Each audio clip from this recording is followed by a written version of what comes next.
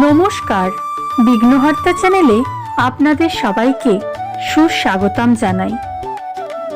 14ই জানুয়ারি বুধবার এবং বাংলার পৌষ মাসের 29 তারিখ, ইংরাজি 14ই জানুয়ারি বুধবার একাদশী পালন করা হবে পুরো ভারতবর্ষে। অবশ্যই এই দিন উপবাস থাকবেন। এই দিন উপবাস করলে সর্বপাপ থেকে মুক্তি পাওয়া যায়।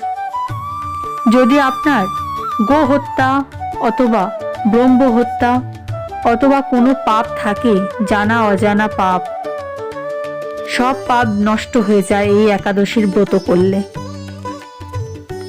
আর এই দিন অবশ্যই শ্রীকৃষ্ণের মন্ত্র জপ করবেন। যত পারবেন তত শ্রীকৃষ্ণের মন্ত্র জপ করবেন মনে মনে। নিত্যকর্মের মধ্যেও শ্রীকৃষ্ণের মন্ত্র জপ করে যাবেন।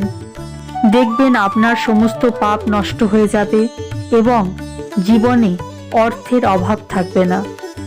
সুখ, শান্তি, সমৃদ্ধি অবশ্যই প্রাপ্ত করবেন শ্রীকৃষ্ণের মন্ত্র জপ করলে। দিব্য যোগ তৈরি হচ্ছে। একাদশীর দিন মকর সংক্রান্তিও, তাই একটা দিব্য যোগ তৈরি হচ্ছে।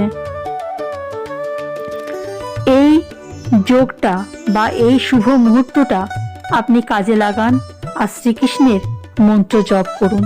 এখন আমি আপনাদের সাথে আলোচনা করব যে কোন মন্ত্র আপনি জপ করবেন। শ্রীকৃষ্ণের প্রণাম মন্ত্র জপ করবেন।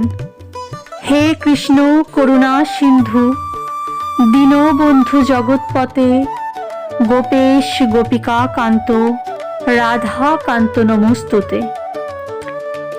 ভিডিওটি ভালো লাগলে অবশ্যই চ্যানেলটিকে সাবস্ক্রাইব করবেন, লাইক করবেন এবং শেয়ার করবেন।